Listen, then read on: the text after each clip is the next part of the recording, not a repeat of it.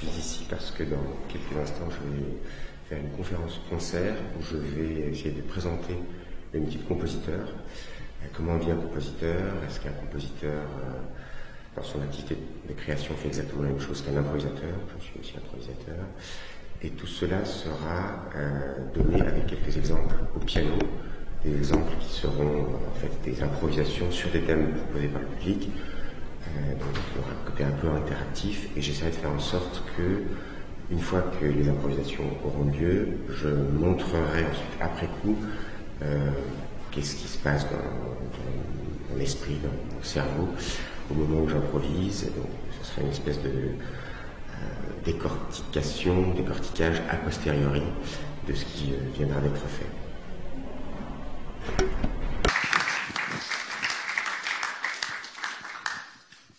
Bonsoir. Alors, ce soir, c'est à la fois une conférence et un concert. Et c'est même un concert d'un type un peu particulier parce que ça va être un concert interactif au sens où ça va être de l'improvisation, exclusivement de l'improvisation au piano, mais sur des thèmes que vous allez me proposer vous-même. Alors, je vais vous expliquer un petit peu le principe et puis je vais vous parler un tout petit peu entre-temps du métier de compositeur et du métier d'improvisateur, pour vous laisser le temps de réfléchir à des thèmes, si vous avez envie de me suggérer des thèmes. Est-ce que tout le monde m'entend bien? Non? Je vais essayer de marquer. Voilà. C'est mieux là? Ouais. Alors, les thèmes peuvent être évidemment des thèmes musicaux. C'est assez normal, mais je ne suis pas omniscient, loin de là. Donc, si vous avez envie, je ne sais pas, de fredonner, de siffler, de chanter, pourquoi pas, de venir jouer au piano un thème, c'est tout à fait possible, mais vous pouvez tout simplement faire référence à un thème de l'histoire de la musique que je pourrais connaître et je peux essayer d'improviser dessus. Le lieu se prête évidemment aussi à d'autres choses qui sont des improvisations sur des tableaux, des sculptures, des installations, quoi que ce soit qui est trait aux arts plastiques, avec néanmoins une contrainte, et c'est une contrainte qui vaut pour tous les thèmes que vous pouvez, pour toutes vos suggestions en fait, qui est qu'il faut que ça puisse se prêter à un traitement musical. Et je vous laisse juger de ce que cela veut dire. Je vais vous expliquer ensuite ce que peut être, à mon avis, un bon thème, enfin, dans quelle direction est-ce qu'on peut aller. Il peut s'agir aussi, évidemment, de thèmes littéraires, si vous faites référence à un poème, s'il n'est pas très long, à un vers de poème, simplement, à une maxime philosophique, par exemple, c'est tout à fait possible. Alors, plusieurs éléments. Les thèmes les plus bizarres ne sont pas forcément les meilleurs. J'imagine, par exemple, que on pourrait tout à fait avoir envie de suggérer, je sais pas, un thème qui est très au vin, à l'alcool en général, au goût donc. Mais il est toujours possible, évidemment, d'établir des passerelles, des analogies entre les différents sens, entre les 5 sens, mais c'est pas très facile d'imaginer ce que serait un vin, alors en plus défini d'une telle ou telle façon. Donc, même si peut-être certains ont envie d'aller dans cette direction, je ne le recommande pas forcément. Un bon thème, c'est parfois un thème qui fait référence à deux univers apparemment disjoints, voire étrangers l'un à l'autre. J'avais eu il y a quelques années un tango de Debussy, ça me semble être un bon thème, pas facile mais un bon thème, parce que Debussy n'a pas écrit de tango, mais on peut imaginer qu'il aurait pu en écrire.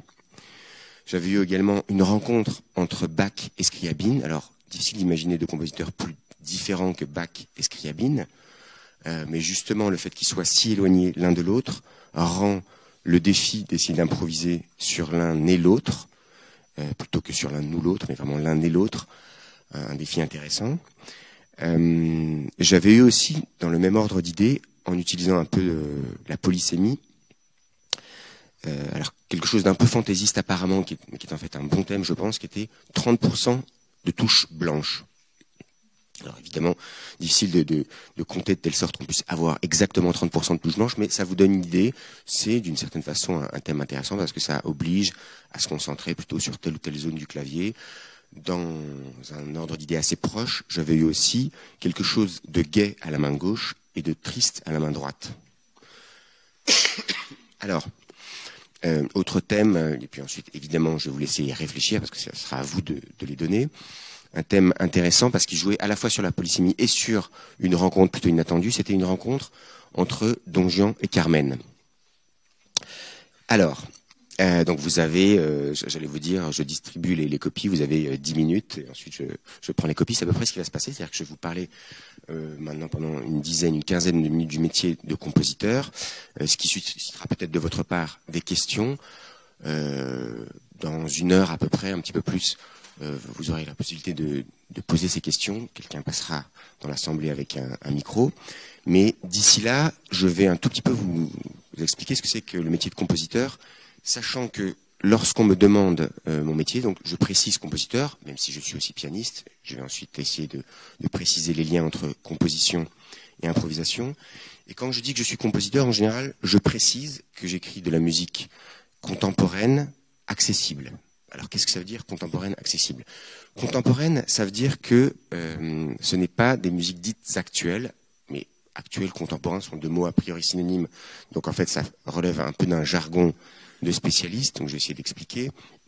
Musique contemporaine, c'est-à-dire c'est de la musique classique, mais d'aujourd'hui, par opposition donc aux musiques actuelles qui seraient la variété, la pop, le rock en tout genre, qu'on classe en général dans les musiques actuelles. Alors évidemment, c'est une frontière assez poreuse, où classer le jazz, qui par certains côtés est assez proche de la musique classique, de la musique contemporaine classique, par une certaine recherche de sophistication, par le fait d'ailleurs qu'il ne touche pas un public extrêmement étendu, mais qui se rapproche en revanche de certaines musiques actuelles, par le fait que tout n'est pas forcément noté, par la part assez grande accordée à l'improvisation, et malgré tout par le fait qu'il touche un public plutôt plus large que celui de la musique contemporaine spécialisée, qui est lui-même un public assez spécialisé. Donc de la musique contemporaine, je suis dans la musique contemporaine, mais je précise parfois accessible. C'est-à-dire que je n'écris pas musique qui serait dans la continuité de l'avant-garde atonale des années 50-60. Je n'écris pas la musique qui se rapprocherait de celle de Boulez ou de Xenakis, pour prendre 2 compositeurs morts il n'y a pas très très longtemps. Donc dans ce cadre-là, ça veut dire que comme compositeur, j'ai la chance depuis maintenant une douzaine d'années d'avoir suffisamment de sollicitations pour n'écrire que sur commande. Mais je précise que finalement, ça n'a aucune incidence sur ma façon de composer. Je pense que j'écrirais exactement la même musique si ce n'était pas des commandes. Pourquoi? Parce qu'en général, les commandes, c'est assez limité le nombre de contraintes qu'on vous impose pour une commande. Typiquement, parce que une commande va être liée à une date d'exécution, vous avez une date de remise de partition. C'est le délai qui vous est imparti. Vous avez, encore une fois parce que c'est lié à une circonstance particulière, vous avez un nombre d'instruments, un nombre de chanteurs, s'il y en a, pour lesquels vous devez écrire. Autrement dit, le commanditaire va préciser s'il veut une commande pour piano seul, s'il veut une commande pour, je ne sais pas, violon seul, ou pour quatuor à cordes, ou pour ensemble, ou pour orchestre symphonique, ou pour orchestre symphonique et chœur, toutes ces possibilités. Et puis, vous avez une durée approximative d'œuvre, et parfois c'est vraiment une fourchette assez large, mais c'est quand même lié au fait que, à nouveau, comme l'œuvre est prévue pour être donnée dans une circonstance, elle va s'inscrire dans un programme donné, et donc il faut avoir une idée à peu près de la durée pour établir le programme en conséquence. Et normalement, j'ai envie de dire, à part ces 3 contraintes, enfin ces 3 paramètres, il n'y a rien de plus. Alors, il y a quand même un certain nombre d'exceptions à cette règle très générale. D'abord, normalement, effectivement, si un commanditaire trouve que l'œuvre que le compositeur lui a écrite est un peu trop, je sais pas, un peu trop guillerette, un peu trop triste, ben, tant pis pour lui, il n'avait pas cité le compositeur. D'une certaine façon, c'est trop tard. J'imagine quand même que dans certains cas, la chose ne vaut pas tout à fait dans les mêmes circonstances. Par exemple, il y a quelque chose comme 1 an et demi, j'ai un ami qui se mariait et qui avait décidé pour son cadeau de mariage d'offrir à sa promise une œuvre, donc qui a passé commande à un compositeur, en l'occurrence, pour cette œuvre-là. Si j'avais écrit quelque chose de particulièrement sinistre, je pense que cet ami aurait été un peu déçu, et sa promise aussi. Symétriquement, si on me commande un De Profundis, ça a été le cas, un requiem, ça n'a pas encore été le cas. Et si j'écris quelque chose de particulièrement enthousiaste, guilleret, plein d'élan, plein de joie et de bonne humeur, ça risque d'être un peu curieux. Mais à part ces deux cas extrêmes, normalement, il n'y a rien de plus. Alors il y a quand même quelques cas un peu particuliers. D'abord, les musiques de film, comme vous pouvez vous en douter, parce que là, vous êtes évidemment contraint par l'image, par le déroulement de la narration, par l'histoire qui est racontée. Et puis, à côté de cet exemple qui est un tout petit peu extrême, on pourrait aussi citer les films d'animation, peut-être encore plus marqués par cela, ou des publicités.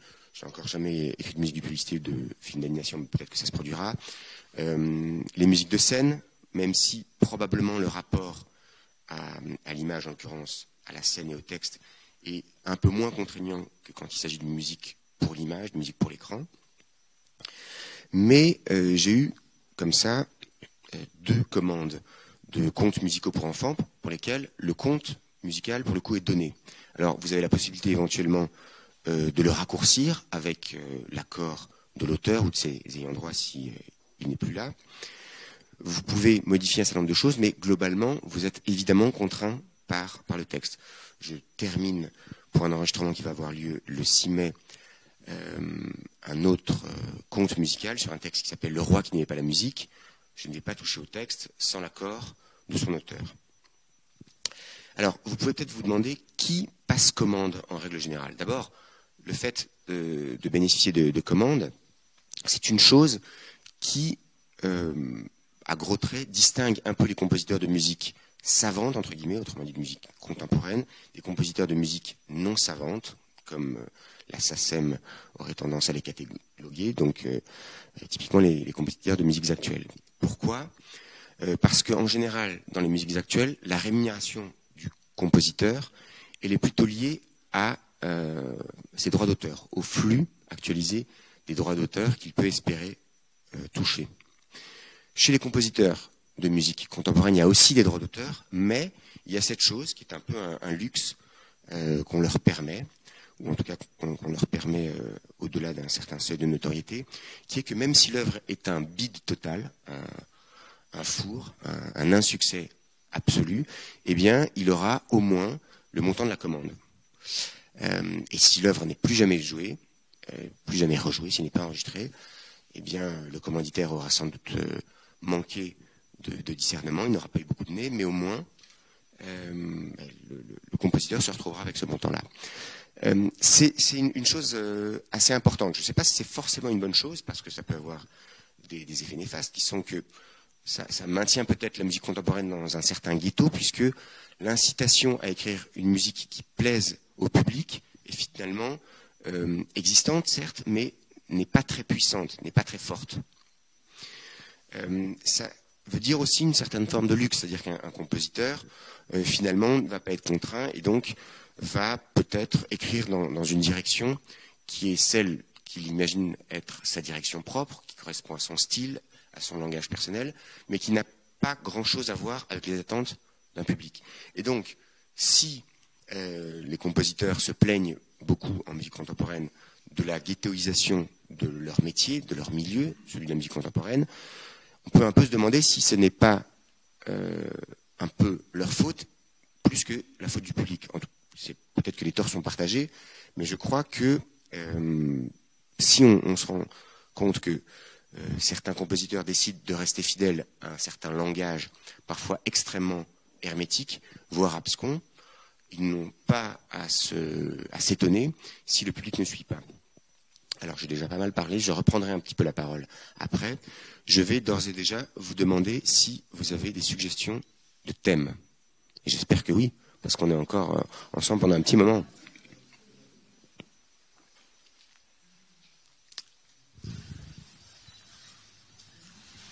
Allez, oui, c'est bien, vous vous lancez.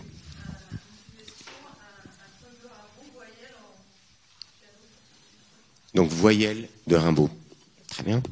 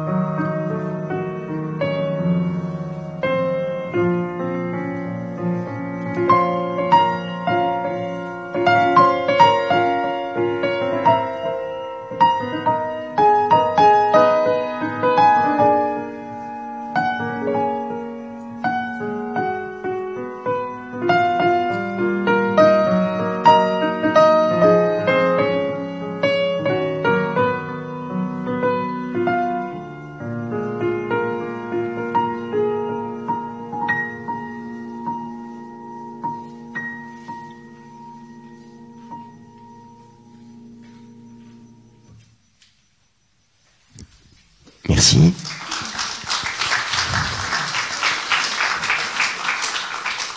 Alors après voyelle, est-ce qu'il y a une autre suggestion?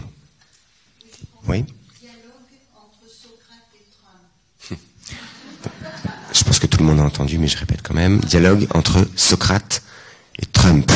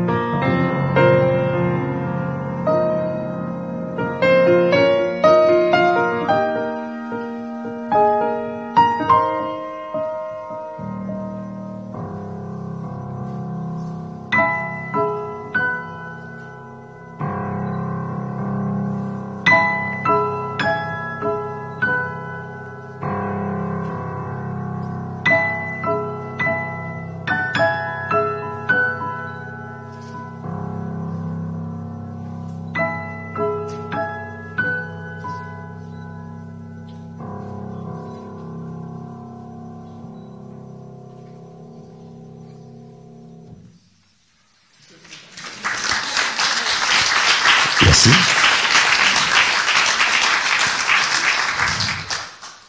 Oui. Est-ce qu'on peut imaginer une rencontre entre Elliott Gould et Ella Fitzgerald? Alors, oui, si ce n'est que peut-être que leurs styles sont un peu trop proches pour que la rencontre, comment dire, je pense que c'est une rencontre qui risque de tourner trop bien. Mais l'idée est bonne. Est-ce qu'il y a une autre suggestion? Oui. Monk voyage dans les Balkans. Monk, donc Théonélus Monk voyage dans les Balkans. Bon, bah très bien.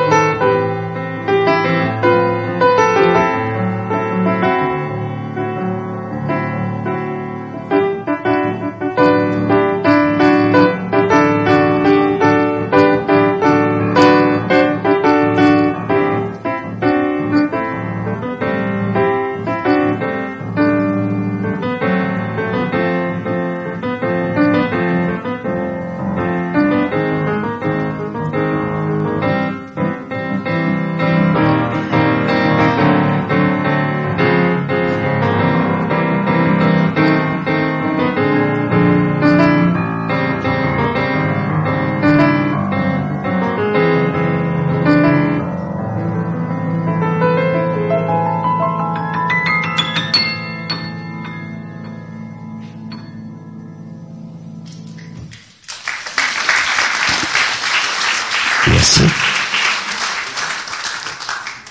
Oui. Philippe Glass rencontre Carole Beffa et compose ensemble. Alors, Philippe Glass rencontre Carole Beffa. Bon.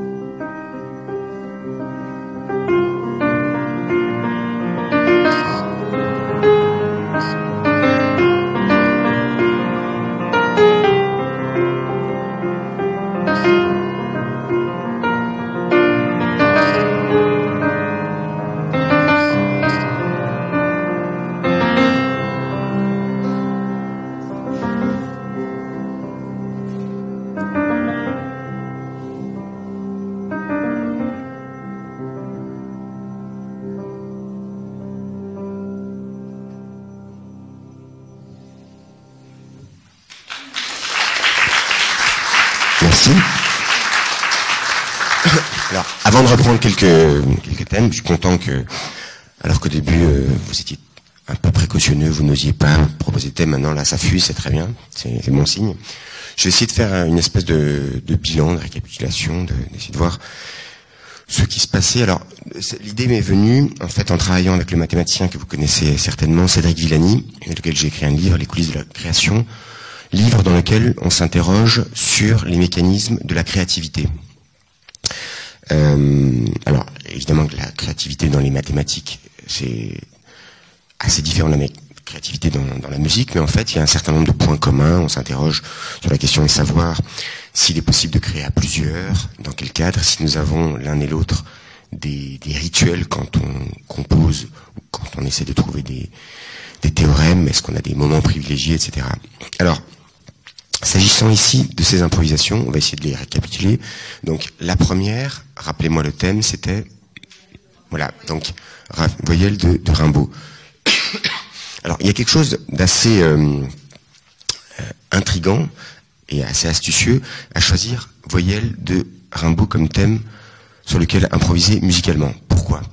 Parce que vous connaissez, j'imagine, le principe de ce sonnet pour lequel Rimbaud décide d'attribuer à chacune des voyelles une couleur et en réalité, on va dire, une qualité propre. Or, cette analogie ne va déjà pas tout à fait de soi. Bien des commentateurs ont essayé de confirmer ou d'infirmer la proposition de Rimbaud, évidemment, dans la mesure où l'analogie entre la lettre de l'alphabet, voyelle en l'occurrence, et une couleur, une texture, une qualité première, a une grande part de subjectivité, eh bien, on peut décider que oui, assurément, Rimbaud a raison, mais non, assurément, il a tort. Il y a même des poètes qui se sont amusés dans le cadre de l'Oulipo d'essayer de réécrire le poème de Rimbaud en modifiant totalement le type d'association. Alors, s'agissant d'un thème sur lequel improviser, la difficulté est redoublée par le fait qu'il n'est pas absolument certain qu'il y ait une correspondance univoque entre une lettre de l'alphabet, une voyelle par exemple, et une note du piano. Alors, j'avais plusieurs choses à disposition. Il y avait une possibilité à laquelle je dois dire, je viens de songer, mais je n'y avais pas songé à ce moment-là, qui aurait été, conformément à l'analogie entre lettres de l'alphabet et notes du piano, d'essayer de composer quelque chose. Alors je m'explique. Chez les Anglais, chez les Allemands, vous avez la note La qui correspond au A. Vous avez le B qui va être un Si, ou plus exactement un Si bémol. Donc B, C, D, E, F, G. Et ensuite, le H va être normalement un Si bécard. Et à partir de là, vous continuez. Donc H, I, J, K, L, etc.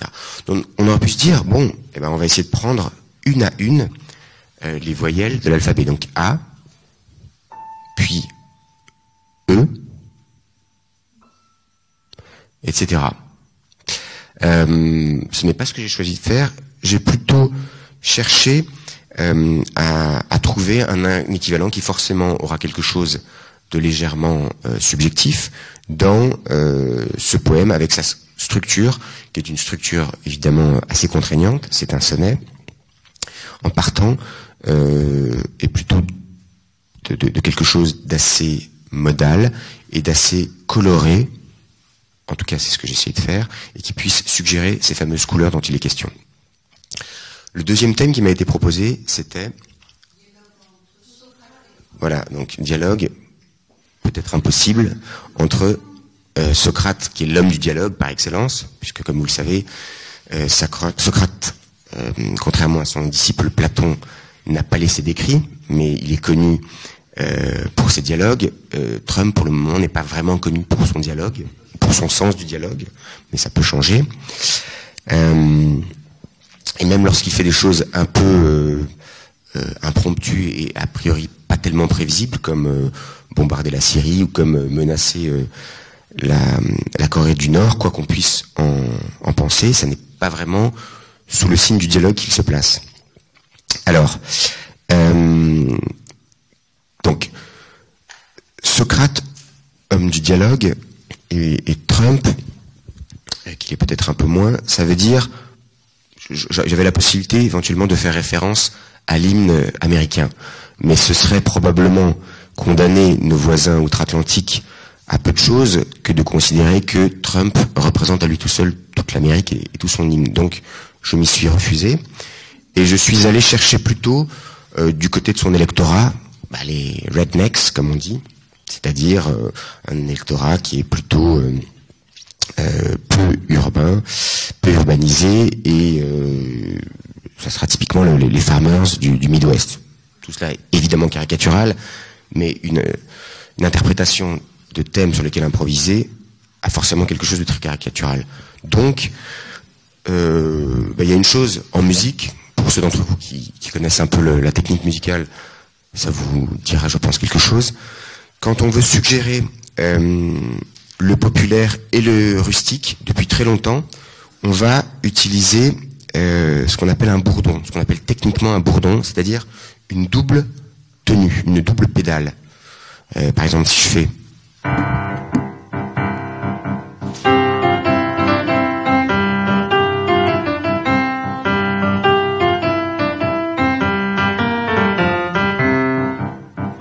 À la main gauche, j'ai systématiquement Do et Sol qui se perpétuent. Alors, parce que Socrate était là quand même, et qu'il fallait lui laisser une place, je me suis pas permis de faire quelque chose d'aussi systématique, mais l'idée était présente, c'est-à-dire que, comme vous l'avez peut-être entendu, j'avais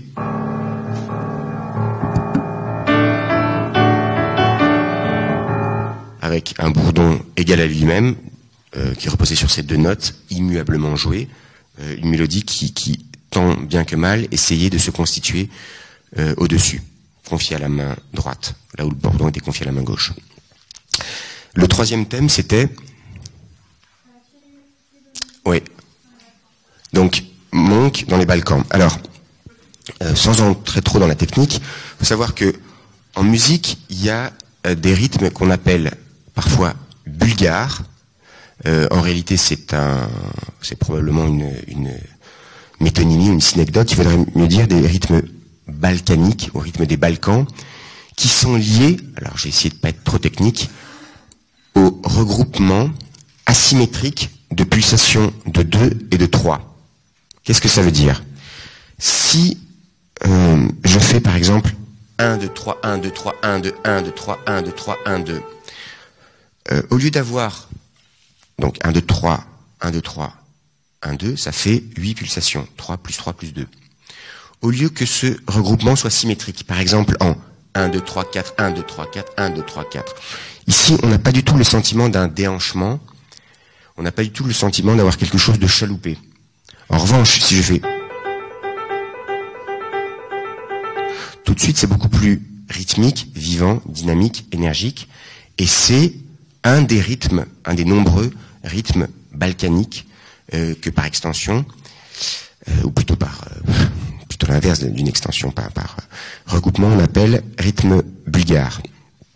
Alors, c'est pour ça que j'avais des regroupements de pulsations de 2 et 3 selon une constitution qui était normalement assez étrangère à ce que l'on aurait comme regroupement symétrique, c'est-à-dire par 4 ou par 8.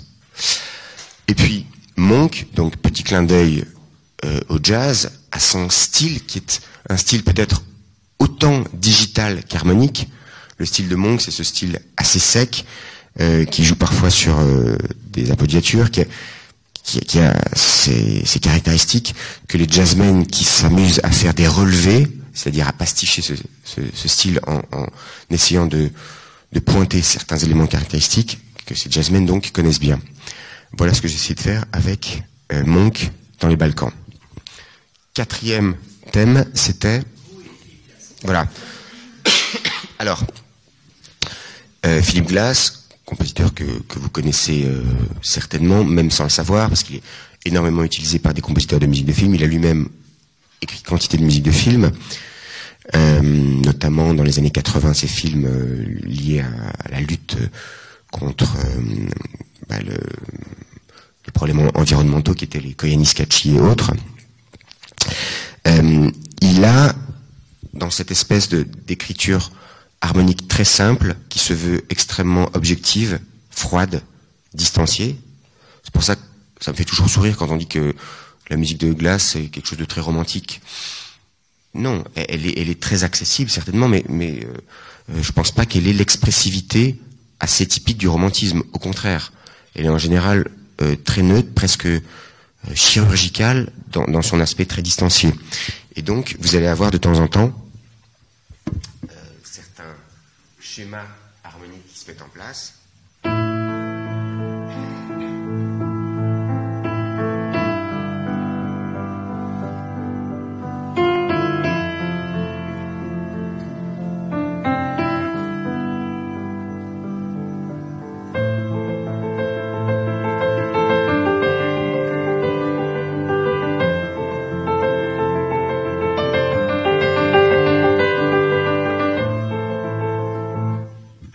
etc. Avec ce principe de la musique répétitive, puisque Glass est l'un des représentants de ce courant né aux États-Unis dans les années 60 de la musique répétitive, dite plutôt aux États-Unis musique minimaliste, minimal music, avec Steve Reich, très grand compositeur, Terry Riley également, donc tout ça c'est la même génération.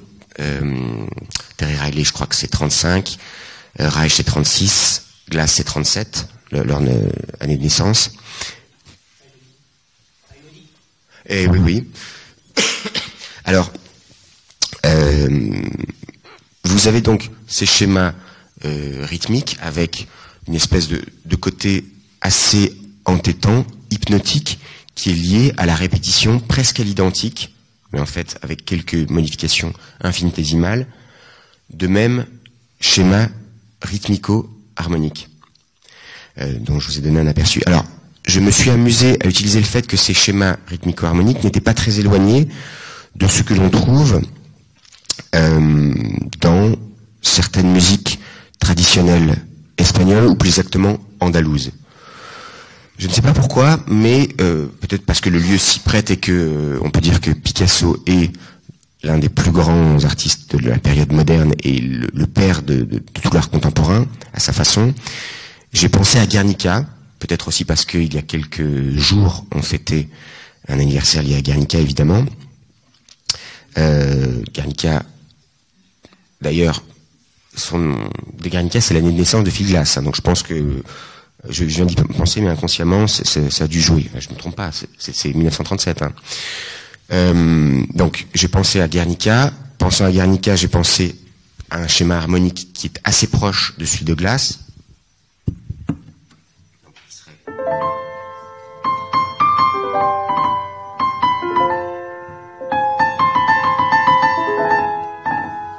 Avec ces caractéristiques parfois de cette gamme andalouse.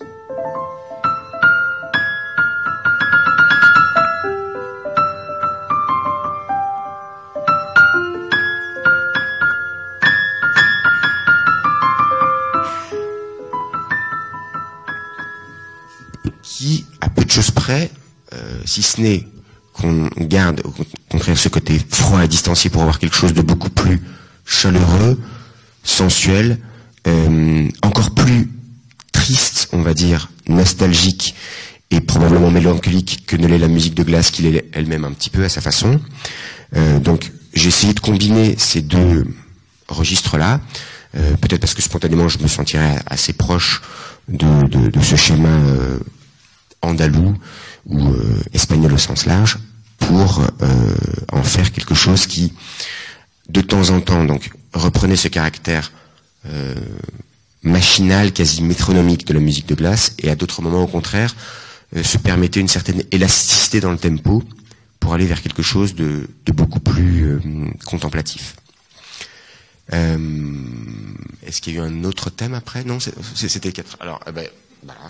On va en avoir encore une petite fournée. Je voudrais vous soumettre un sujet que mon mari a traité en conférence et qui était les musiques que l'on n'a jamais entendues.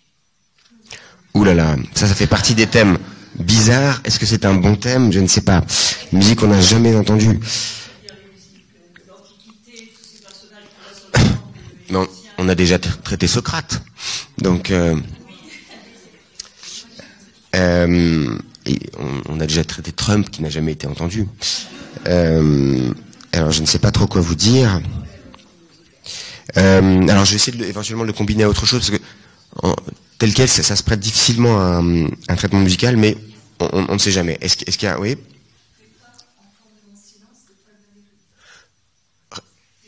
Ah oui, t'es pas en fond de mon silence de Valérie. Je suis pas absolument certain, parce que je ne connais pas ce vers de Valérie. D'abord, c'est un vers ou pas? Non. Mais comme il écrit, à ma connaissance, toujours en vers. Donc des pas ou tes pas? Oui. En fin de mon silence? Enfant, d'accord.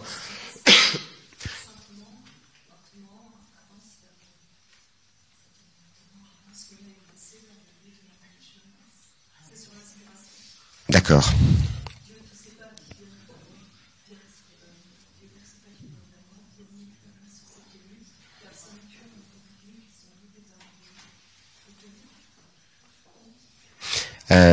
Bon, on va essayer. Moi, à partir du début, enfant de mon silence. Donc, j'anticipe un peu, mais là, déjà vous vous rendez compte de la difficulté à essayer de suggérer le silence en musique. Beaucoup de compositeurs s'y sont essayés, beaucoup s'y sont cassés les dents d'ailleurs. Bon, on va essayer quand même. Et puis, de toute façon là, je vais vous dire, entre le silence et les musiques pas entendues, hein, on va pouvoir les combiner les deux, je pense. Non, attendez. D'accord. Je vais pas vous faire une improvisation d'1h30 là-dessus, mais on va essayer.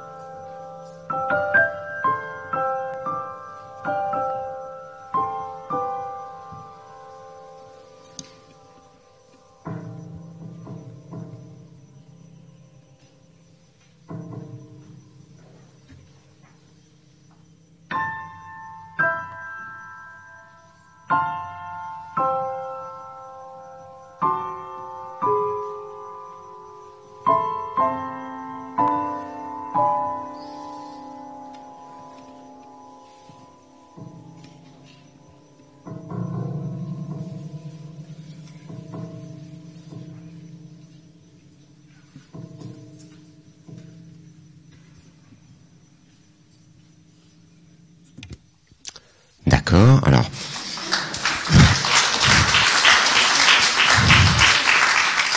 Je vais prendre une autre proposition.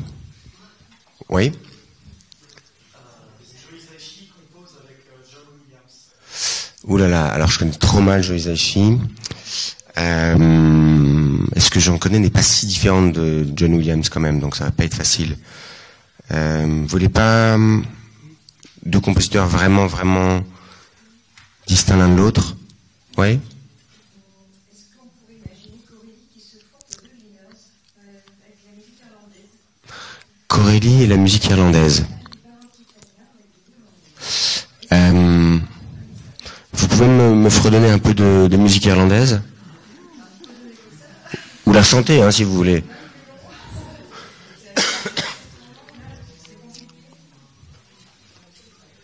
Bon, on va essayer quand même.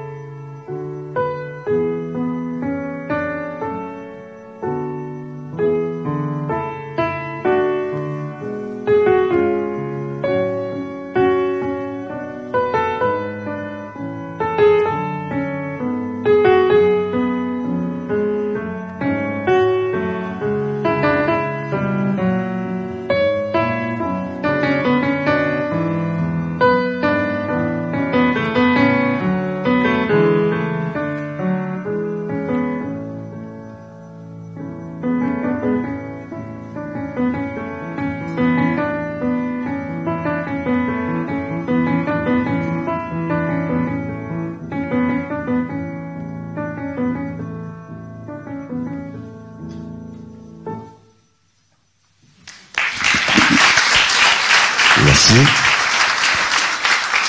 Oui.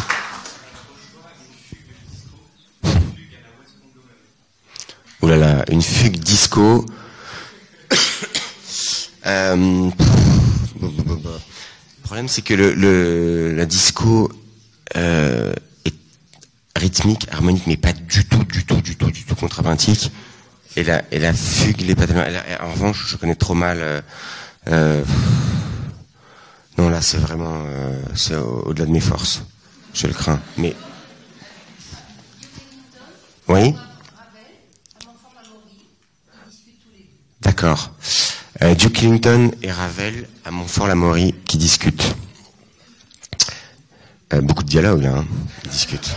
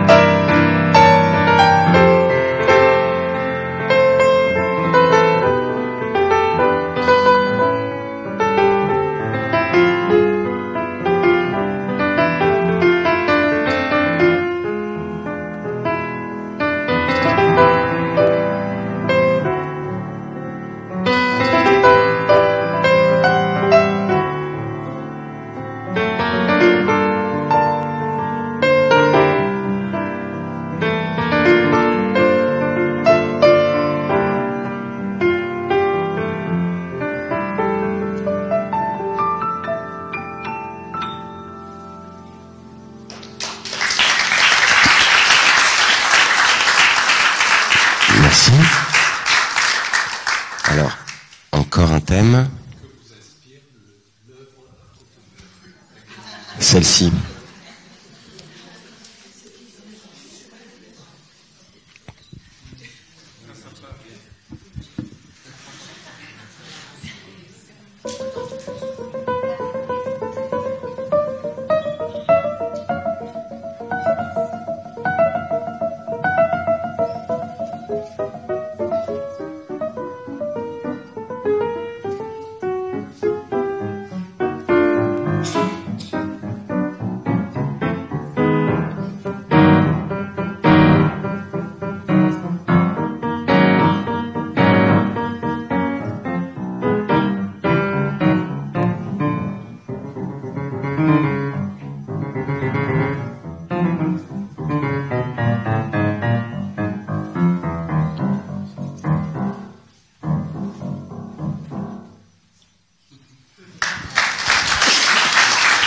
Merci. Alors, on va récapituler. Le premier thème, c'était, rappelez-moi, le silence. Enfin, c'était Valérie.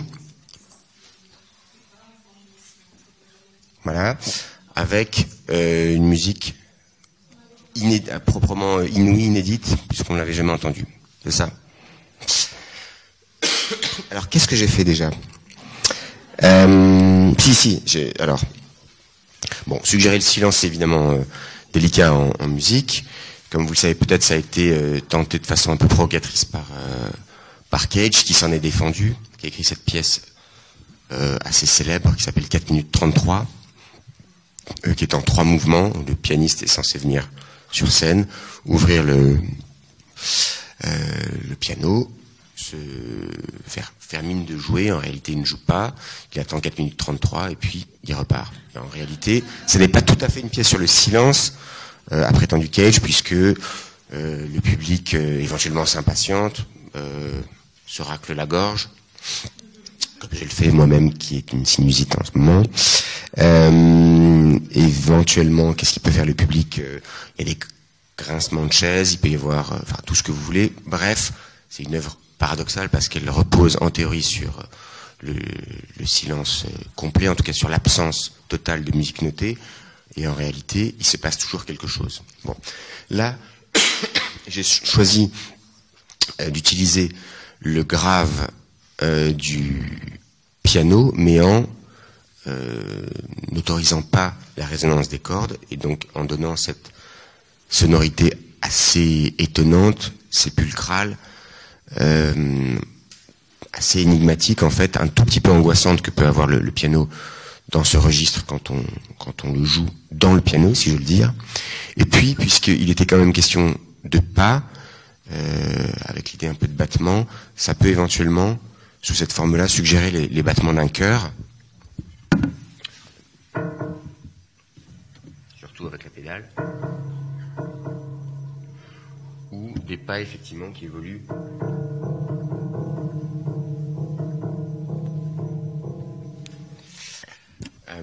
Voilà, à partir de quoi, même si ça n'est pas à proprement parler silence, j'ai imaginé dans l'aigu du piano qui descendrait comme une espèce de chorale un peu fantomatique. Et le seul fait qu'il apparaisse comme ça, comme fantomatique, comme presque spectral, lui donnait quelque chose comme une irréalité qui peut-être pouvait se rapprocher du silence. Le deuxième thème, c'était Corelli et la musique irlandaise. Alors, il se trouve que, comme Monsieur Trump, que nous avions invité à notre table quelques moments auparavant, Corelli a utilisé, notamment dans une de ses sonates en trio, je crois que ça s'appelle Pour la nuit de Noël. Il utilise précisément, parce que là c'est censé évoquer les santons, et donc quelque chose de rustique, il utilise ce principe du bourdon. Alors, pas à l'irlandaise, mais il était tentant justement de les regrouper. Le principe du bourdon qui va être...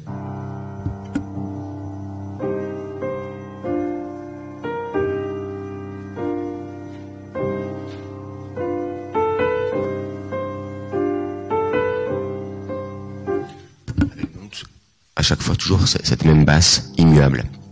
Et puis, musique irlandaise qui repose elle aussi éventuellement, comme beaucoup de musique populaire, sur ses appuis marqués, et également, comme beaucoup de musique populaire, sur un ambitus assez restreint, c'est-à-dire un nombre de notes qui évoluent dans, on va dire, une limite inférieure et une limite supérieure qui sont assez proches l'une de l'autre, mais avec tout de même un certain dynamisme.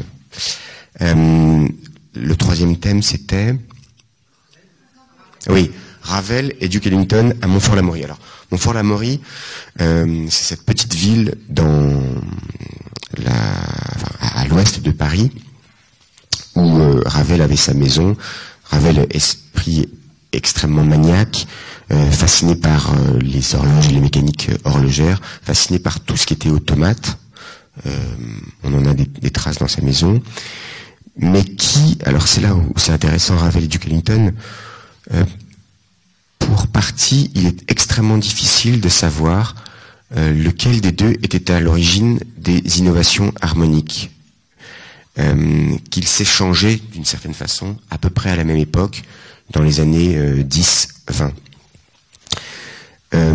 Alors sans entrer trop dans les détails techniques, par exemple, si vous utilisez, et c'est une chose que Ravel utilise à peu près autant que les jazzmen, et notamment Duke Ellington, l'un des grands maîtres de l'harmonie, des accords qui se construisent comme ça par tierces empilées.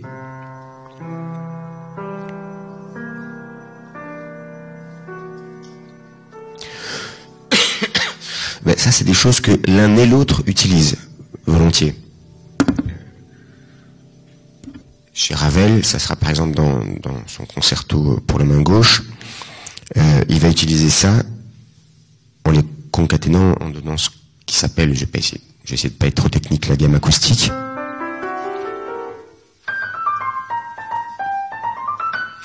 Une chose qu'il a en commun avec Bartók, mais que à sa façon, sous cette forme également d'empilement, Duke Ellington va utiliser.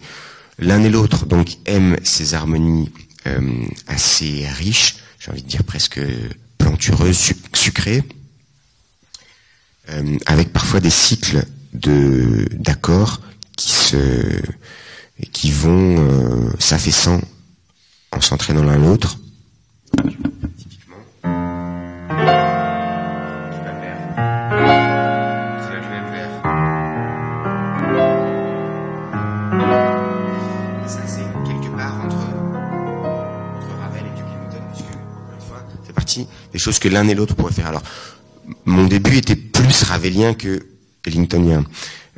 Chez Ravel, qui était un grand admirateur de Puccini, il y a cette chose que l'on trouve aussi chez Puccini, qui est le fait que de temps en temps, un peu comme quand on a affaire à un ténor qui chanterait, comme c'est un ténor qui chante donc une voix d'homme mais aiguë, on a le sentiment qu'il est accompagné par l'orchestre qui serait en dessous, alors même que, d'une certaine façon, cette voix est parfois accompagnée par un orchestre qui, bizarrement, est au-dessus de lui.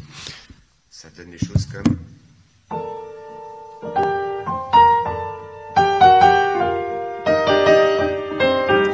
où la partie chantante est tout à la fois le haut et le bas. C'est ce qu'utilise Ravel, par exemple, au début de la sonatine.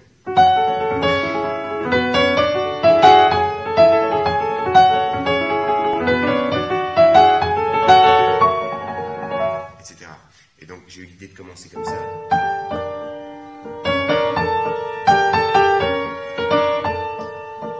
puis de moduler.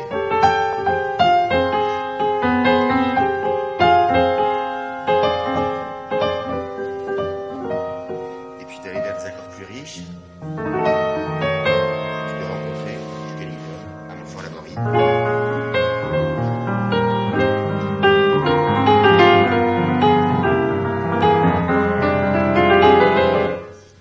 Etc. Alors, vient, je crois, le moment des questions. Si vous avez des questions sur ce que je viens de dire, sur le métier de compositeur, sur plein d'autres choses. Donc, Livia va avoir la gentillesse de passer avec un micro. Ah bon. Duke Ellington définissait l'improvisation comme quelque chose de complètement spontané, soigneusement préparé. Je savais pas, mais c'est une jolie formule. Si je l'avais connue, je l'aurais cité dans un cours que j'ai fait sur l'improvisation. Donc vous dites totalement spontané. Spontané, soigneusement préparé. D'accord. Qu'est-ce que ça m'inspire, c'est ça? Alors, j'ai envie de vous dire que je suis tout à fait d'accord. Mais ça met très exactement le doigt sur une réalité de l'improvisation. De temps en temps, quand j'improvise, on me dit mais je comprends pas, est-ce que vous n'êtes pas inspiré de choses que vous connaissiez ou ceci ou cela? Alors ma réponse est si, bien sûr, enfin je sais pas si c'est bien sûr, mais si ça m'arrive, et ça m'arrive fréquemment, et il est même très rare que cela ne m'arrive pas. Pourquoi?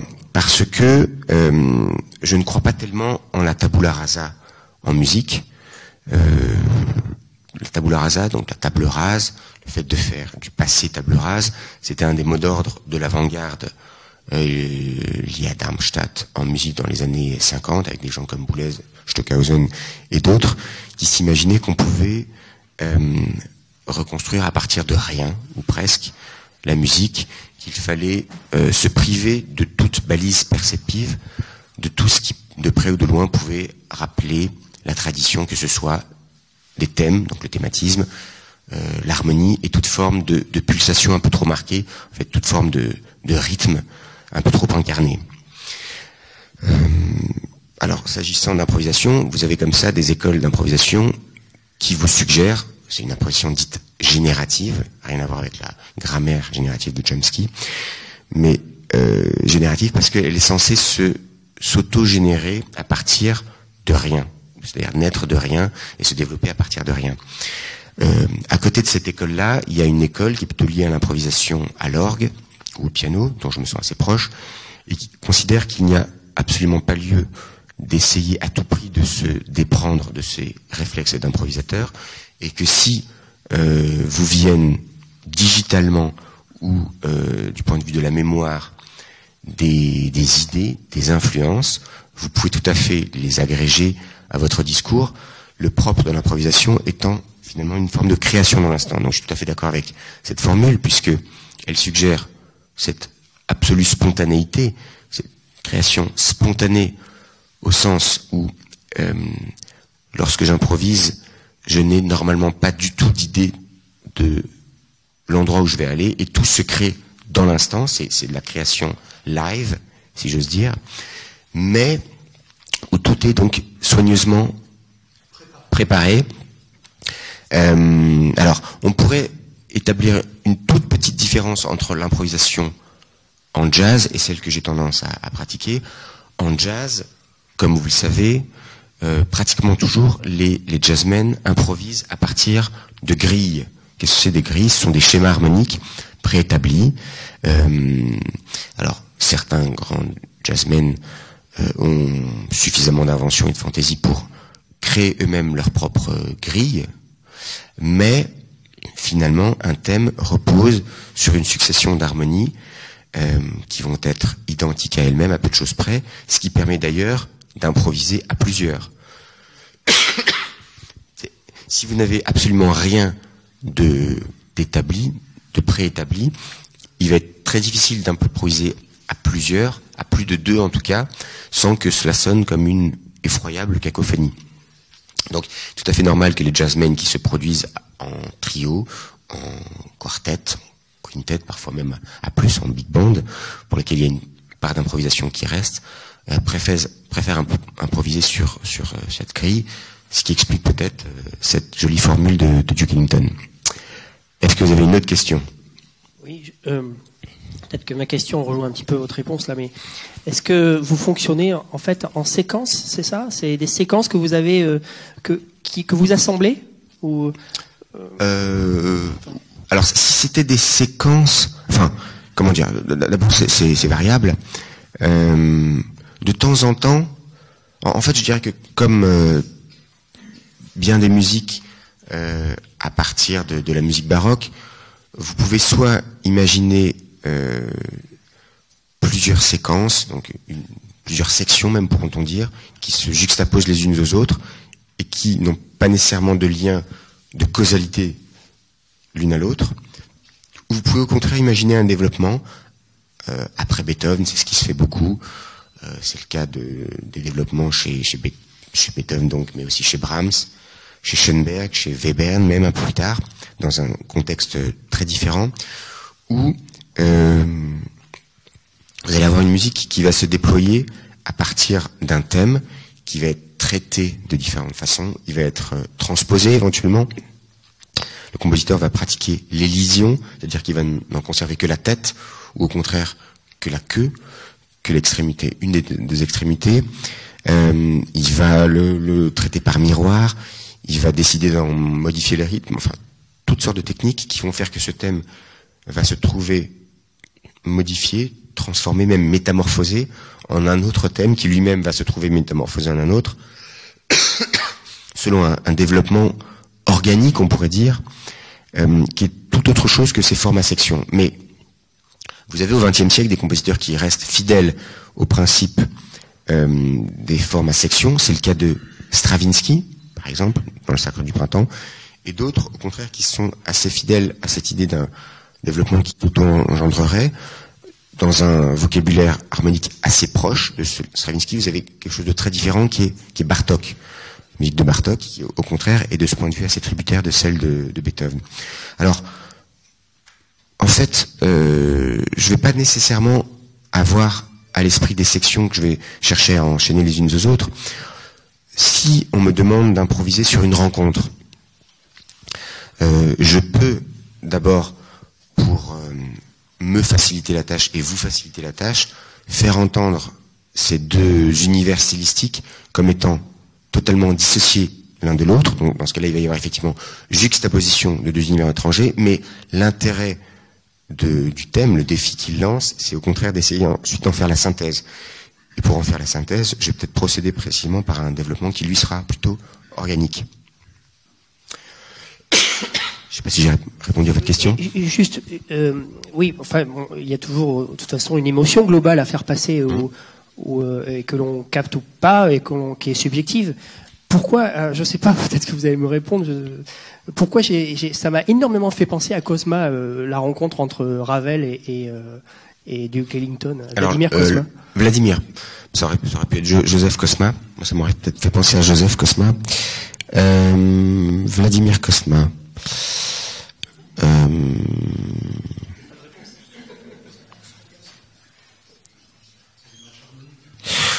Vous avez raison, c'est peut-être les marches harmoniques. Encore que prenez l'autre Cosma, Vladimir, Joseph, avec un K donc. Dans les feuilles mortes, c'est pas les marches harmoniques enfin, on a quand ça n'est qu'une immense marche harmonique. Chez Cosma,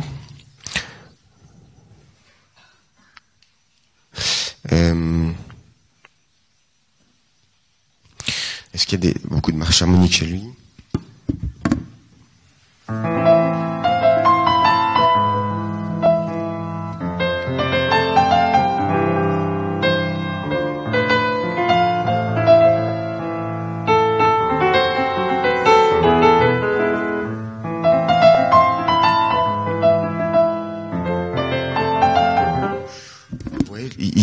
Ça c'est le thème de la 7e cible.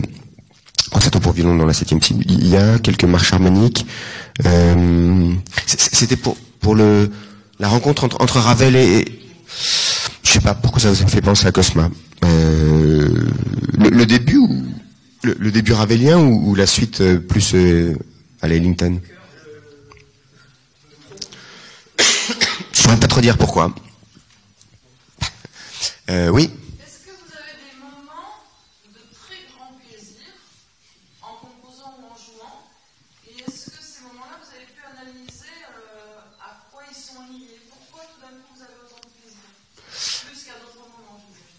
Alors, quand je compose, malheureusement, il n'y a pas beaucoup de plaisir. C'est plutôt parce que c'est une activité très solitaire, parce que l'angoisse de la page blanche est là pratiquement en permanence, parce que dans la mesure où je compose le plus souvent sur commande, et c'est d'ailleurs l'aiguillon de la commande qui me fait me mettre au travail, parce que sinon je repousserai toujours plus tard le moment où il faudra s'y mettre. Pour toutes ces raisons, je suis pas sûr qu'il y ait beaucoup de plaisir. Je pense même qu'il y en a en fait assez peu.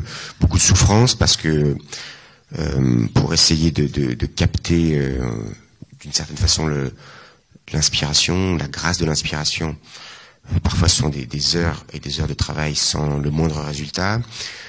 Parce que même quand vous pensez, après une journée de travail, avoir réussi à obtenir quelque chose que vous allez conserver, qui ne va pas terminer à la poubelle, vous avez raison, eh bien, vous vous dites finalement tout ça pour ça, autrement dit, le temps immense que j'ai passé à travailler n'aura rapporté en somme que à partir de si peu d'efforts que très peu de choses. Donc tout à chaque fois s'apparente à, j'imagine, une espèce d'accouchement vraiment dans la douleur, extrêmement pénible. Alors vous me dire, accouchement à beau être dans la douleur, après, normalement, tout parent bien constitué doit se réjouir d'avoir réussi à enfanter quelque chose qui ressemble à un enfant pour lequel il peut avoir un peu d'amour. Donc il devrait y avoir un peu de joie. En fait, oui, si ce n'est que, une fois que vous avez enfin réussi à rendre une partition pour laquelle vous avez eu quantité de doutes, il y a l'anxiété qui est liée au fait que les musiciens sont en train de la travailler, mais vous ne savez absolument pas comment ça va sonner dans ses moindres détails. Vient donc le moment de la répétition, où vous n'êtes plus tout à fait maître de ce qui va se produire, parce que, par exemple, si c'est une pièce pour orchestre, c'est un chef d'orchestre qui la dirige. Comme toujours, le temps de répétition est compté, et beaucoup trop court. Donc jusqu'au concert, ou en tout cas jusqu'à la répétition générale, vous avez le sentiment que rien ne va se passer comme prévu, que tout cela est beaucoup trop court.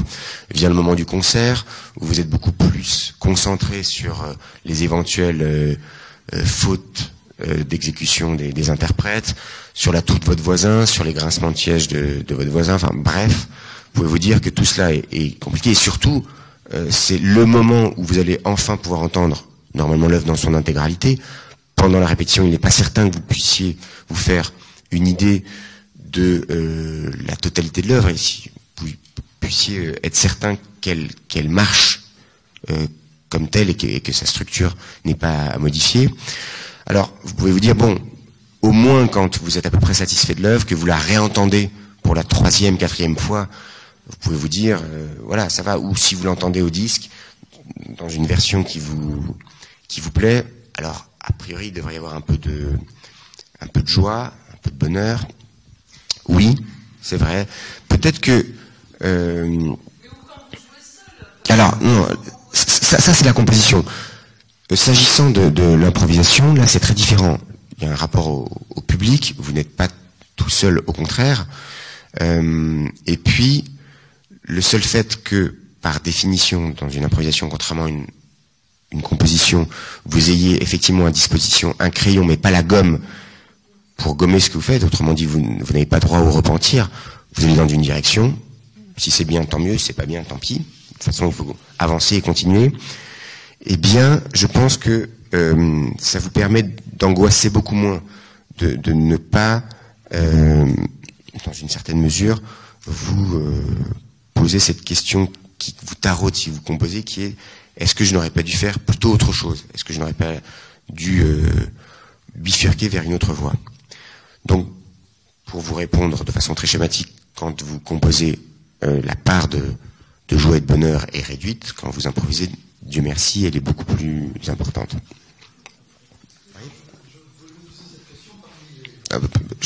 Alors, peut-être prenez le micro. Parmi les multiples talents dont vous êtes doué, et j'imagine toutes les portes qui ont pu s'ouvrir à vous, pourquoi avoir choisi de réaliser votre vie comme musicien? Ouh là là. Pourquoi? Pourquoi les mathématiques? Pourquoi pas? Non, alors d'abord les mathématiques. Mathématiques, ça fait partie de ces domaines tellement compétitifs, et pour lesquels vous avez toujours le sentiment qu'il y a quelqu'un qui n'est pas simplement meilleur que vous, mais qui est infiniment meilleur que vous. Comme j'imagine, ça peut se produire dans le sport, par exemple, les échecs, où vous avez affaire à quelqu'un qui est très bon, mais qui sait qu'il y a toujours bien meilleur. Je sais pas, non, il est certain que, même si les mathématiques me plaisaient, même si elles continuent de me plaire, j'avais la certitude absolue que c'était pas du tout un domaine dans lequel je serais capable de trouver de nouveaux outils, des démonstrations, quantité de choses. Bon, en musique, au moment où j'ai décidé de me lancer à fond là-dedans, c'est-à-dire relativement tard, vers 22-23 ans peut-être, alors même que j'ai toujours composé, j'ai décidé que je ne ferais plus que de la musique à cet âge-là. J'avais, pour parler comme les économistes, le sentiment que c'était là où mon avantage comparatif était le plus fort. Donc voilà, ça serait la réponse presque brute, cynique. La vraie réponse aussi, c'est que c'était malgré tout quand même le moyen de concilier une activité qui apporte évidemment beaucoup de satisfaction avec une vie professionnelle. Enfin, c'est arriver de vivre de son art, ou en tout cas essayer, au moment où je l'ai tenté, de vivre de son art, et c'est évidemment quelque chose qui normalement peut vous apporter beaucoup de satisfaction. Est-ce qu'il y a encore une... Oh là là, plein de questions. Je suis là, c'est moi le photographe qui pose la question. Votre performance de ce soir, puisque c'est une performance, puisque vous vous fiez aux propositions de la salle, ça demande une connaissance musicale un peu hors du commun. Comment faites-vous? Vous écoutez de la musique toute la journée? Vous imprégnez de musique Alors, en fait, j'écoute peu de musique et j'ai l'impression que je n'écoute de moins en moins. D'abord, je pense que on a tendance à être saturé de musique. La musique, vous en entendez à peu près partout. Difficile de trouver un restaurant ou un café sans musique aujourd'hui. Il devrait y avoir des guides qui vous permettent d'avoir des lieux sans musique. Je pense que souvent elle est écoutée beaucoup trop forte, ce qui rend la convivialité parfois problématique. Comment est-ce que vous pouvez espérer partager quelque chose avec un autre, et notamment converser, discuter quand la musique est trop forte? Même quand elle est en bruit de fond, il y a quelque chose de curieux. J'imagine qu'elle est là pour permettre de vaincre certaines angoisses dans des grands magasins, dans des supermarchés, pour vous enjoindre d'acheter. Mais je pense que on souffre d'une saturation de musique.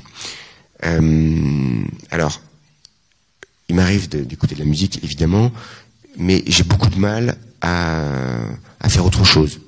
Lire, mais difficile, presque impossible. Écrire, mais totalement impossible. Donc j'en écoute éventuellement dans les moments où je peux faire une activité assez machinale, ou si je veux me spécialiser. Mais si je veux l'écouter en professionnel, parce que j'ai vraiment envie de percevoir très précisément,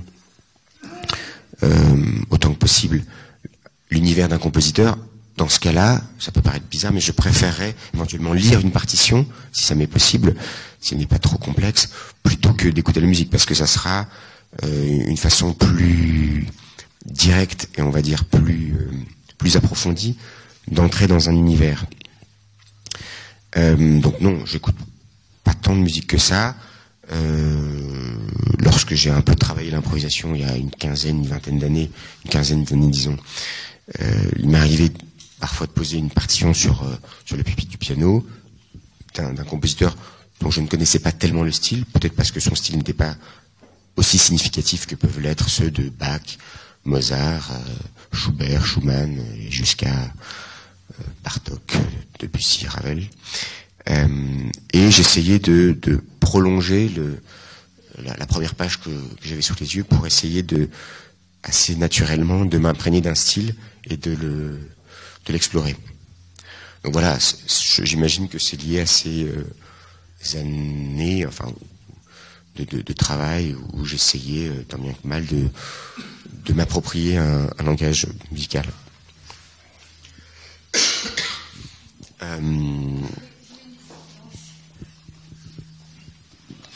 Oui, vous avez dit tout à l'heure, composer, ce n'est pas forcément un plaisir, c'est une contrainte, et improviser, ce serait plutôt de ce côté-là que serait le plaisir.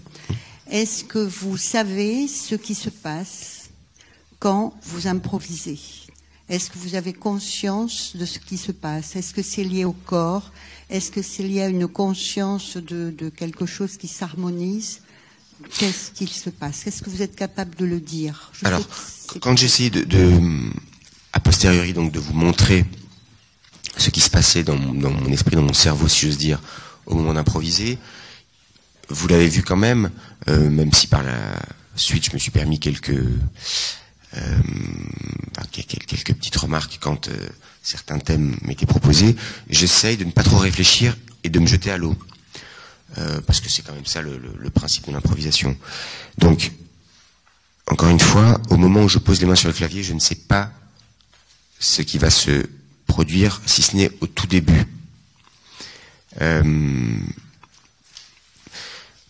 Parfois d'ailleurs, on ne peut rien contre. Typiquement, j'ai beau bien connaître l'hymne américain et pouvoir normalement vous le jouer comme ça, au moment où je suis en train de jouer autre chose, je suis forcément accaparé à la fois digitalement et par mon oreille harmoniquement parce que je suis en train de jouer, qui va m'être difficile, même si je connais bien, encore une fois, l'hymne américain, de le faire entendre à ce moment-là.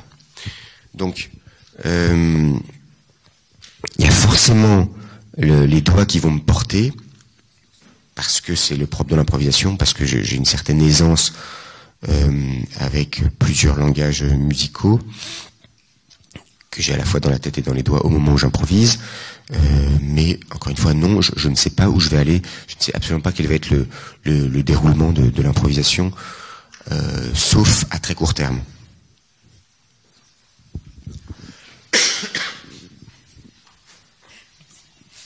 Oui, quel conseil ou clé donneriez-vous pour aller justement vers de l'improvisation quand on est un peu fermé dans un carcan de classique, une formation musicale classique, et qu'on a envie d'en sortir un peu parce qu'on est vraiment bloqué.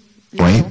Alors, c'est vrai que pendant très longtemps, dans les conservatoires, on ne s'intéressait absolument pas à l'improvisation, ce qui fait que beaucoup de musiciens, ou musiciens en herbe, parfois extrêmement doués, étaient finalement prisonniers de la musique notée, prisonniers de la partition. C'est un petit peu en train de changer, un peu seulement, et ça dépend des instruments, et je pense que ça va prendre du temps. Il m'arrive de temps en temps d'enseigner l'improvisation dans des masterclass, pour des festivals. Et dans ce cas-là, alors bon, on est plus ou moins doué pour ça, hein, je pense. Évidemment, ça se travaille, mais vous avez des gens qui spontanément vont avoir tendance à être assez libres et sauront improviser facilement dans telle ou telle direction. D'autres qui seront presque totalement réfractaires à l'improvisation. Même les plus réfractaires à l'improvisation, je suis convaincu qu'en leur donnant quelques conseils qui peuvent être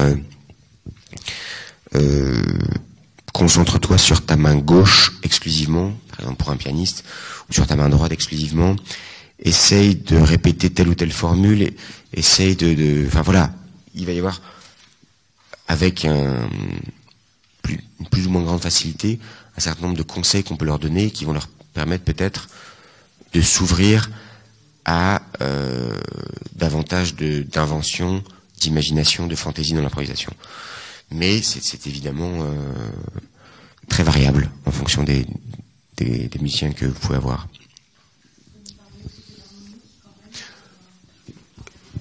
Non, parce que je peux éventuellement... Certains vont me dire, mais je sais pas du tout dans quel sens aller. Est-ce qu'il faut que ce soit... dans quelle tonalité? Est-ce qu'il faut que ce soit tonal? Non, ça peut être... ils peuvent même éventuellement trouvé des idées en étant dans un univers presque étranger ou réfractaire à l'harmonie. Donc c'est pas forcément lié à l'harmonie. Non. D'abord, l'harmonie peut être très simple et l'improvisation très réussie s'ils décident d'explorer un univers très modal, par exemple, ou s'ils utilisent un univers qui est assez étranger à toute forme de tonalité fonctionnelle, qui flirte avec l'atonalisme, c'est aussi possible. Vous voulez enseigner l'improvisation ou comment peut-on enseigner l'improvisation? Alors, ça pose les mêmes difficultés que la composition.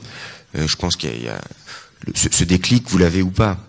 Et dès que j'ai su mettre les mains sur le piano, je me suis amusé à improviser dans telle ou telle direction. Enfin, voilà. Oui, mais il y a forcément une part qui m'a été enseignée aussi.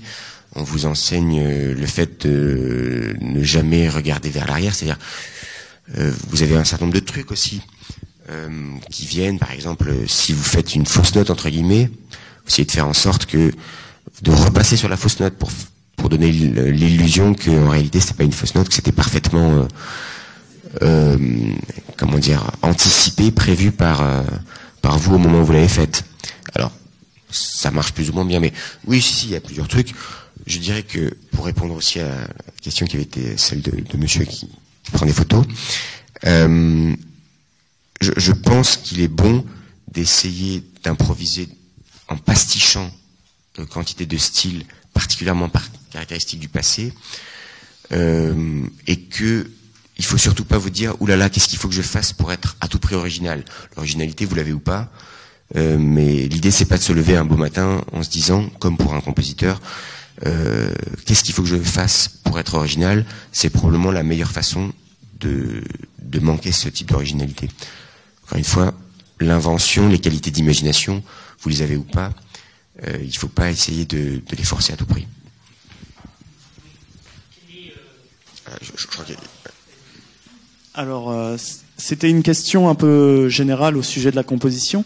Est-ce que, selon vous, on ne peut plus composer au XXIe siècle de la musique savante à partir du système tonal ? Alors, je pense qu'il n'y a absolument pas d'interdit. C'est amusant que vous posiez cette question dans ce sens-là, parce que c'est vrai que certains des théoriciens de la tabula rasa étaient convaincus non seulement qu'il était absolument impossible de composer à partir de ce que vous appelez le système de on va dire, de la tonalité fonctionnelle, de la tonalité telle qu'on la connaît jusqu'aux confins du romantisme, on va dire, mais même qu'il était impossible de composer quoi que ce soit qui, de près ou de loin, fasse référence à des polarités, donc à la tonalité au sens très large. Eux-mêmes se sont engagés dans une voie dont il n'est absolument pas certain, 70 ans après, qu'elle ne soit pas un échec. Donc, on s'est rendu compte que toutes les musiques non savantes, ou presque, étaient tonales, que le jazz restait pour l'essentiel extrêmement marqué par des polarités et par la modalité. Donc effectivement, ma conviction, c'est qu'il est tout à fait possible d'écrire de la musique, de composer de la musique tonale aujourd'hui, avec une acception de tonale qui peut être soit restreinte, soit large, mais quoi qu'il en soit, je pense que c'est tout à fait possible, et je suis convaincu que les musiques savantes récentes qui resteront sont d'ailleurs pour l'essentiel les musiques tonales. Je pense que les plus grands compositeurs d'aujourd'hui, qui sont pour moi, par exemple Steve Reich, John Adams, Arvo Pärt, sont des compositeurs qui s'inscrivent dans une tonalité ou dans une modalité assez souple, assez imaginative.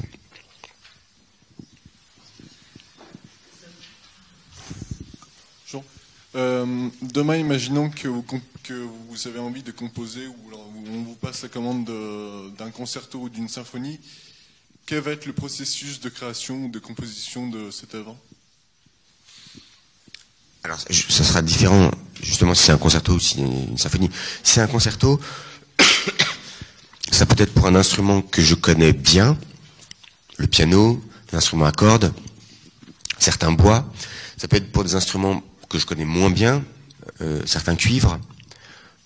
J'ai écrit un concerto pour trompette, des pièces concertantes pour trompette. Je n'ai jamais encore écrit pour corps. Je connais très bien le fonctionnement du corps, mais j'irai certainement voir des cornistes pour qu'ils m'expliquent plusieurs choses. J'irai consulter de la littérature pour corps, seul, en musique de chambre, ou des concertos pour corps. Il m'est arrivé, comme ça, assez récemment, d'écrire pour des instruments qu'on connaît peu, en règle générale, quand on écrit pour orchestre symphonique, parce que justement, ils n'appartiennent pas à l'orchestre symphonique. J'ai écrit comme ça un concerto pour guitare. J'ai même écrit plus récemment un quatuor pour guitare, pour le quatuor qui s'appelle le quatuor Éclisse. Donc je me suis renseigné, j'ai posé quantité de questions à des guitaristes, et une fois que l'œuvre était écrite, j'ai même modifié en fonction des suggestions qu'ils me faisaient, parce que, encore une fois, c'est un instrument assez bizarre, avec un accordage qui n'est pas symétrique, contrairement aux autres instruments à cordes. Quand j'ai écrit pour mandoline, là, pour le coup, l'accordage est symétrique, c'est le même que celui du violon, mais c'est un instrument rare, dont on connaît assez bien le répertoire à l'époque baroque. Vivaldi a beaucoup écrit pour mandoline, puis ce sont des œuvres qui sont restées au répertoire, beaucoup moins la musique récente. Donc voilà, c'est ça. Et ça veut dire que avec l'instrumentiste qui m'a commandé l'œuvre, Julien Martineau, c'était des heures et des heures de discussion sur l'instrument. Ce serait pour le moment la même chose si j'écrivais aujourd'hui pour un concerto. Si c'était une symphonie, donc une œuvre pour laquelle il n'y a pas d'instrument qui va être particulièrement à découvert, le processus serait différent. Là, ça dépendrait pour le moment de mon humeur du moment. Ça dépendrait peut-être aussi un peu de la durée de l'œuvre. Si c'était une pièce symphonique d'une durée de 10 minutes, je l'envisagerais différemment si c'était une pièce symphonique de 30, voire 40 ou 50 minutes. Donc c'est difficile de vous répondre dans l'abstrait.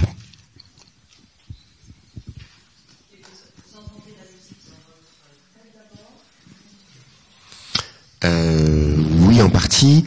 Je compose pratiquement toujours au piano, mais les idées peuvent me venir à bien d'autres moments qu'au piano seul. Oui, du son ou parfois des idées plus abstraites. Je peux me dire, tiens, si j'imaginais une pièce qui reposerait sur des thèmes qui se transformeraient les uns dans les autres de façon absolument continue et qui serait finalement un tuilage,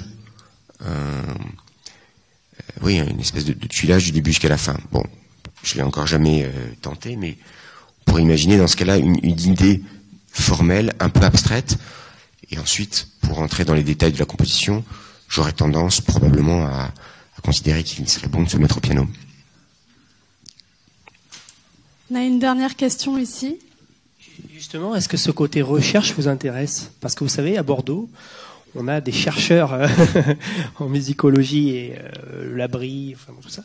Et est-ce que ce côté recherche de comment se construit l'improvisation et la construction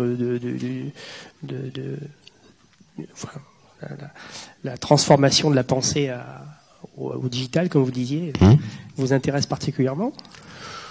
Oui, d'abord,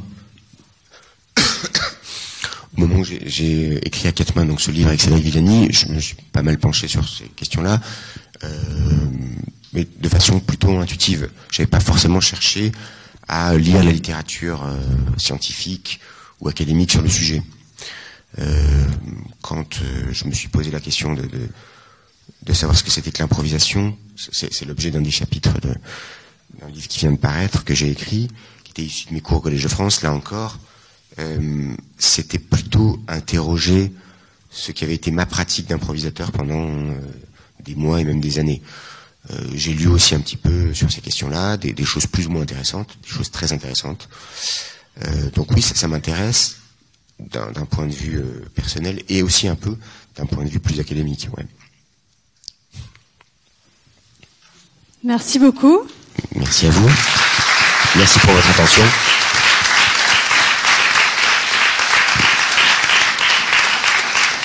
Merci Carole Beffa. Je tiens aussi à remercier le Festival Philosophia, donc festival de philosophie sans qui cette rencontre n'aurait pas eu lieu. Merci à tous. Vous pouvez retrouver Carole Beffa à l'accueil pour une dédicace de vos ouvrages si vous le désirez, et sinon pour une dégustation de vin Bernard Magret dans les châteaux.